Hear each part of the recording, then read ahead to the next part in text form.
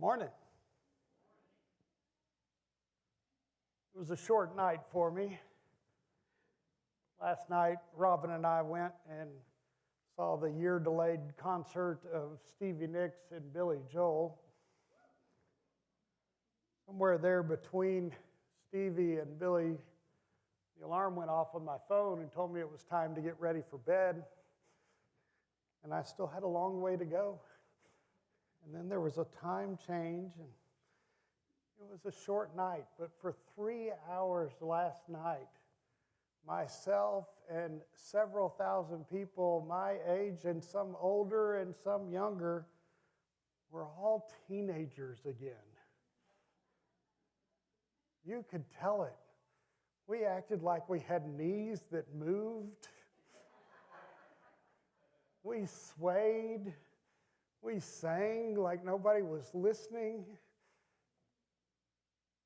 We were having that joy, that exuberance, that emotional feeling that music gives, and we were transported back to being a teenager. And it was great, great fun. And I recall that sometimes when I'm transported back to being a teenager, it is not great, great fun. There was a minister who came and spoke last year at a conference of ministers, and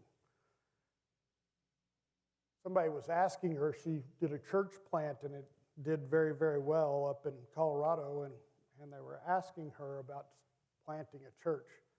Now, I'll tell you, ministers are like everybody else. They'll start looking at the grass as greener on the other side. You know, if I started a church, I wouldn't have all these people who were saying, well, that's not the way we do it around here, but 20 years ago, we started doing this, and now you're going to change it, and that's not, or it's not worship if I don't have this, and so they start going, I could start a church and I can tell them this is how you do it. And they would just fall right in line and everything would be great. And so ministers start getting this thought in their head like that. The reality of starting a church is that it's very unlikely to be like that. People tend to disagree with you no matter where you are, I have found. And more importantly, this minister said, look, I'm just going to tell you the honest truth.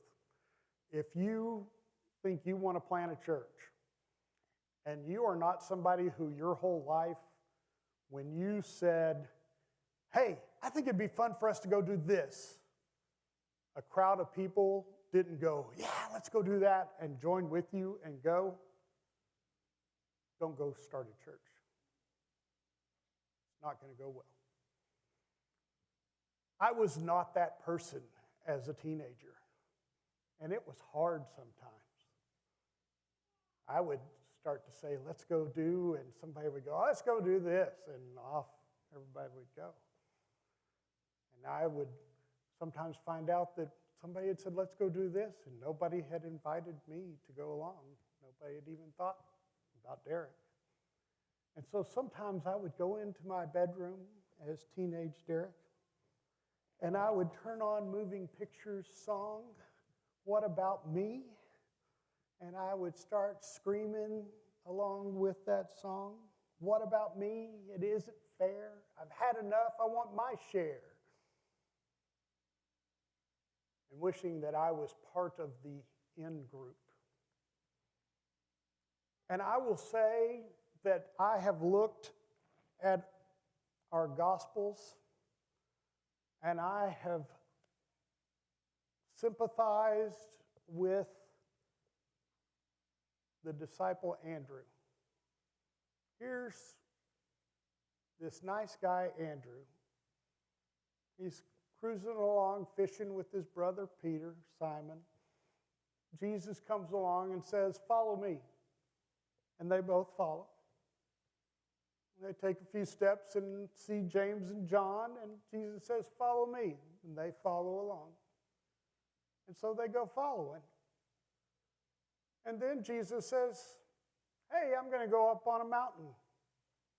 Be transformed. You're going to get to see Moses and Elijah. Peter, James, John, you guys come with me. Andrew's just left behind with everybody else. Take my brother, my two best fishing buddies, and take them all off on the mountain and just leave me down there with the rest of the guys. What's up with that? What about me? I'm going to go to the garden. I'm going to pray. It's a rough night. Peter, James, John, I need some support. You guys come with me.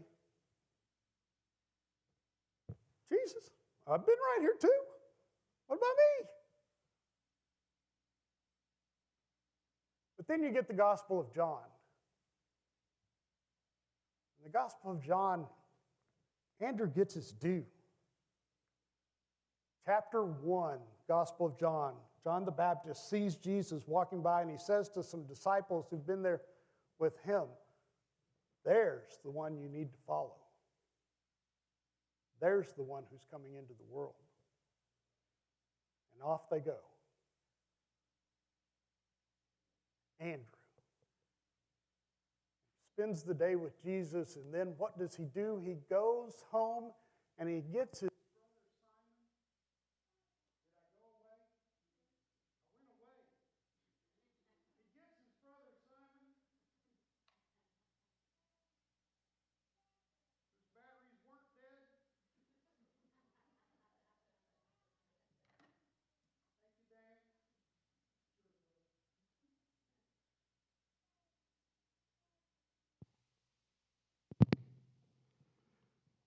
He gets his brother Simon and he takes him to Jesus. Right before the end of Jesus' life, right at the end of his ministry, some Greeks have heard about Jesus and they come to Philip and they say, we want to meet this guy. And Philip's like, well, what do I do with this? So he goes to Andrew and says, Andrew, there's Greeks here and they want to meet Jesus. And Andrew goes, well, come on, let's go tell Jesus. And so they go and tell Jesus and take the Greeks to Jesus. And Jesus says, my hour has now come. Now, if you've been reading the Gospel of John, he has been saying since the miracle at Cana, the turning water to wine, the time has not yet come. My hour is not yet here. Andrew brings the Greeks and he says, my hour has now arrived. And in between, you get today's story. 5,000 hungry people. Jesus sees them, says, we need to feed these people. Philip says, that'd take 8 months' wages. And Andrew says, here's a little boy. He's got 5 loaves of bread, barley bread, and a couple of fish. I don't think that's going to do it. Every time we see Andrew, he's bringing somebody to Jesus.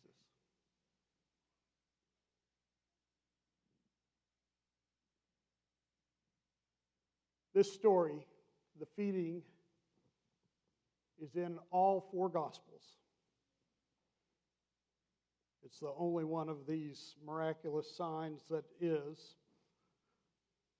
And it's such a big story that Matthew and Mark went ahead and did it twice. Feeding of 5,000, feeding of 4,000. Matthew has both of those happen in Judea because Matthew was writing a book to Jews to explain that, yes, this is the one that we've been waiting for. Mark is writing to a larger Christian audience, both Jews and Gentiles. So he has one happen in Judea and the other happen across the lake in the Gentile country. Luke has it happen in Judea. John has it happen with the Gentiles. Just depends on the point that they're making to the people that they're writing to. But it's there in all the Gospels. But in only this one does Andrew bring the boy to Jesus. But it's an important passage. And in John, these really aren't called miracles, they're called signs. It says that the people came out to this mountainside because they had seen the signs that he was doing with the sick.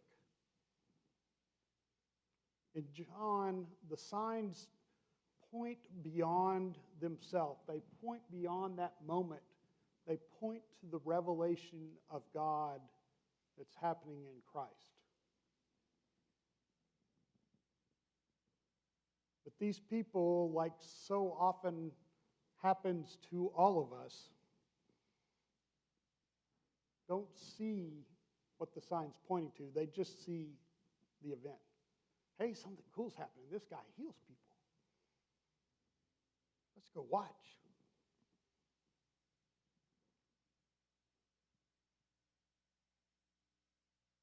Just seeing that, just believing the miracle, whether you're believing it because you saw it or believing it because you believe every miracle that's written, does not equate with having Christian faith.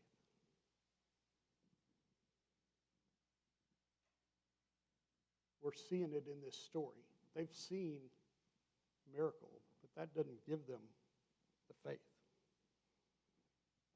They're not seeing what God is doing. They're just seeing the miracle. Elizabeth Barrett Brown has a way of turning a phrase, and she says a beautiful thing. Barrett Browning, I should say her name right if I'm going to give her credit. Earth's crammed with heaven, and every common bush afire with God. But only he who sees takes off his shoes. The rest sit around and pluck blackberries.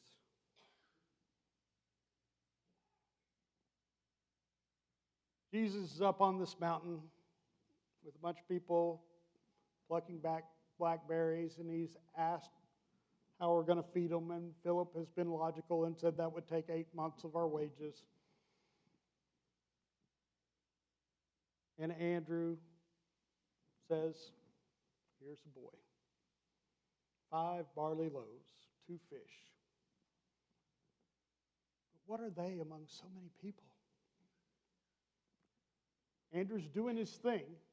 He's doing what he always does. He's bringing the boy to Jesus. He's doing what he knows to do. But the fear's winning. So he's minimizing what he's doing. Here, Jesus, it's not enough. It's not going to make a difference. It's not like I'm really doing anything. But here's this boy with 5 loaves and 2 fish. Man, we do that.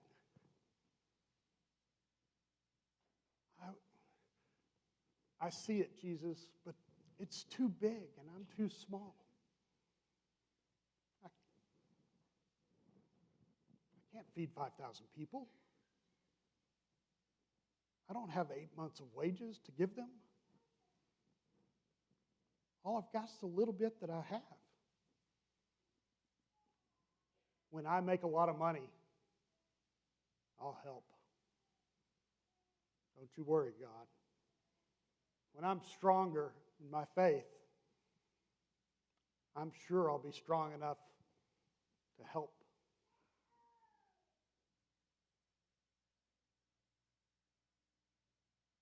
There'll come a time. We forget that God has given us the gift that we have. The gift that we have to offer to that moment is a gift from God. If that gift is to bring somebody to Jesus and let Jesus do the work, good. If that gift is to give just a little bit, good. Watch what God does. 5 loaves of bread and 2 fish, 5,000 people fed. what could your little gift give if you could just come? Not be afraid to go ahead and give. It's funny how this story, we talk about history and we say it doesn't repeat itself, it echoes. If you look back in 2 Kings chapter 4, there's an Elisha story. And there's a man who has 100 men coming to him, and he says, Elisha, all I've got is this little bit of barley bread. And Elisha says, just start feeding them. And he feeds 100 men. And we don't, it's like 3 verses. It is not one of our great stories that we carry around in our tradition and talk about all the time. But I guarantee you, the people who first got this from John, they knew that story. They're seeing what was this great sign that Elisha was a man of God being blown to an exponentially larger event. When the people had sat down, Jesus took the loaves and he gave thanks. That giving thanks, in the Hebrew is a word called dabar. In the Greek, it's a word called eucharisto or eucharizo. And from it, we get a word called Eucharist that we use to refer to the Lord's Supper, our communion meal. In the book of John, at the time of Passover, Jesus doesn't stand up and break the bread and say, this is my body, and say, this is my blood. In the book of John, here in chapter 6, he feeds the 5,000 and he gives the thanks. And Passover is mentioned at the start of this story. And as you keep going through this chapter, the whole chapter leads into him doing a whole discourse on how he is the bread of life. We are being taught about having a meal with Jesus. There's a theology, there's lots of theologies. There's systematic theology and there's liberation theology. And there's a theology that's popular in the Latin churches. And it's the theology of accompaniment. Accompaniment in English is kind of a sterile sounding word to anything that has company in it sounds sterile to me. But the word in Spanish is a word that means to share your bread and your life itself with the other. To share your bread and your life itself with the other. And these theologians are looking at the number of times from the time of the Exodus all the way through our stories of Jesus and on into Revelation, where we see God accompanying his people, sharing. One of the theologians, Angel Mendez, says creation is a cosmic banquet, an interdependent network of edible signs that participate in God's nurturing sharing. And we see it lived out in this story. And these people eat a meal that is extravagant.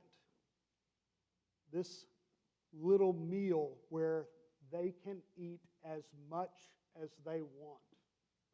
How many of these people have been able to eat as much as they want in their lifetime, ever?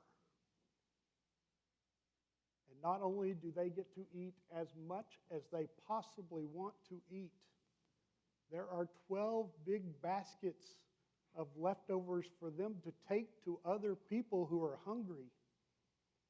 This is the type of meal of abundance that's being offered. And the people look at that and they see that meal. And they first say, he's a prophet. We see it now, he's a prophet. And then they say, let's make him king. Because the one who can feed the world can rule the world.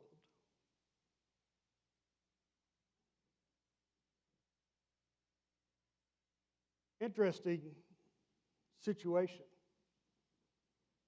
In the Gospel of John, we don't get the story of Jesus going out into the desert and going and being tempted by Satan. We don't have him being told, just turn this stone into bread. We don't have him being told, I'll make you the ruler of the entire world.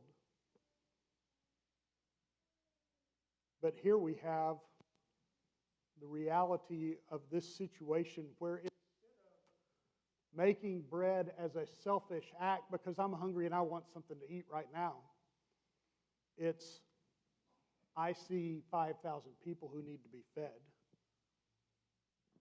and I can make that happen. And when he sees that their esteem for him because of that has grown far beyond what it needs to be, he just slides away. We've got Andrew, who's giving what he has to offer, but is so fearful of using that very gift that God's given him, that he's minimizing it. And we have Jesus who's fully using his gift, and people are trying to put him and give him this place that puts him way above everybody else. And he's like, that's not what it's about. That's not where I'm going to get my esteem, my place. That's not what we're doing.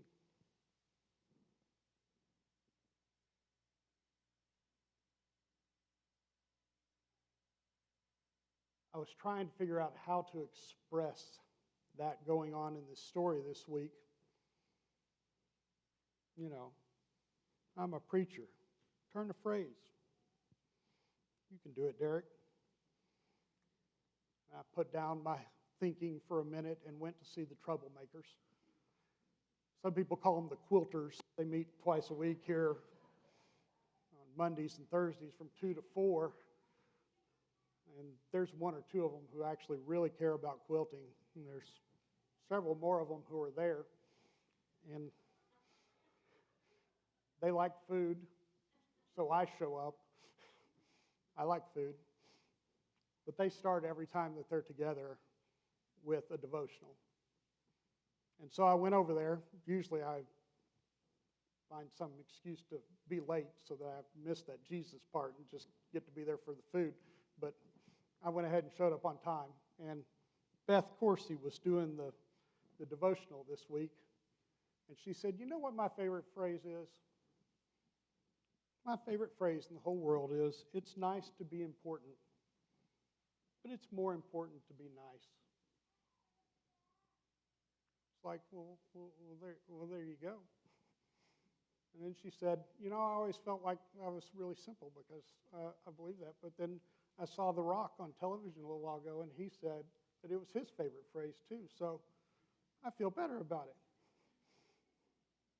So I'm telling you, Beth Corsi and The Rock and myself and Jesus want you to know it's important.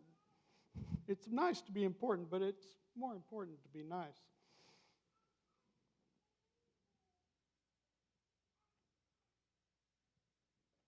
As I grew out of my teenage years and got out of my bubble of privilege and started working more with people who actually had real problems. I paid attention again to that moving picture song, What About Me, that I used to listen to in my bedroom and think was the embodiment of what it was like to be a tortured teenage boy.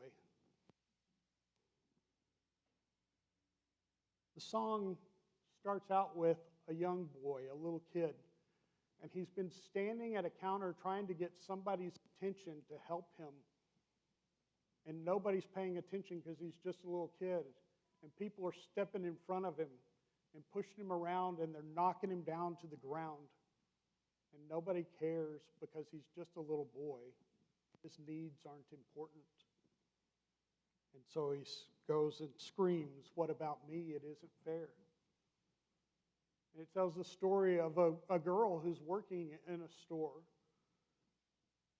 And people are treating her poorly and just expecting her to take care of their needs, but not treating her as a human being.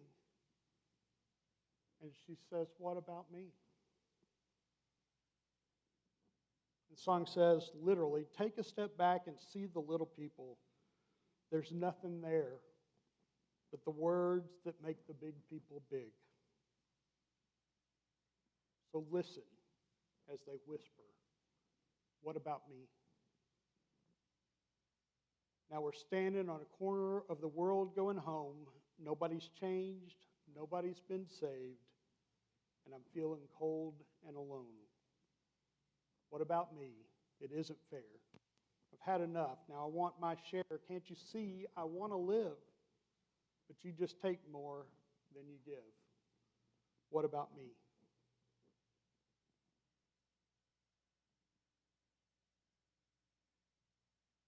It's a great big world with a whole bunch of problems, and it's really easy to think it's too big, and I'm too afraid to try to approach it. From Ukraine and Gaza to fires, to floods, to earthquakes, to the refugee crisis. These are big, big problems.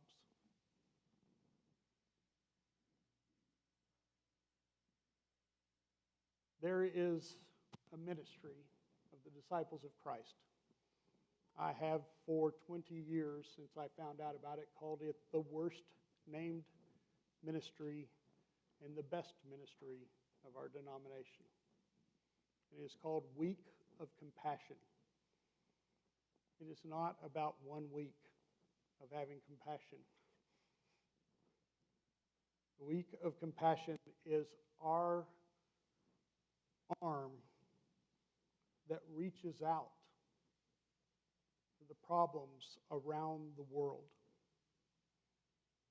And what they say to us is, look at what we are doing. And you are a part of it. If you are a part of this community, then you are part of a group who gives to this denomination. And if you give to this denomination, you are supporting this work. And if you are supporting this work, then you are included, are a part of this, and they make that clear on Facebook, on their webpage. I highly recommend that you look at it. They have a map. It's an interactive map of the entire world, and it's got pins on it, and you can click on those pins, and it'll show you exactly what we're doing. And we're doing so much that it only shows you the things that we're doing this year in 2024. But if you start looking, you'll also see the things we're continuing to do from 2023 and 2022 and 2021. And it says, compassion at work around the world, around the year. And this year, this month, given to 3 churches in the Panhandle dealing with fires, given to 2 families who lost their home, who were part of those churches. They've given and helped with Gaza relief, with Ukraine relief. They're helping resettle refugees who are coming into our country. We are doing that.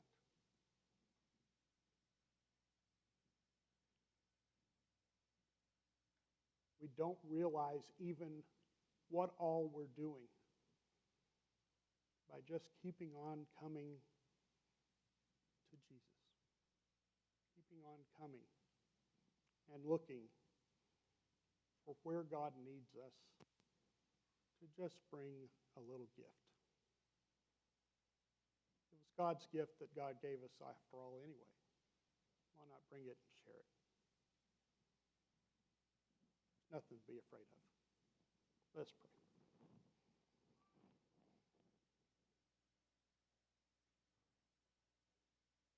God, we are awed and overwhelmed with all that you do, with all that you share,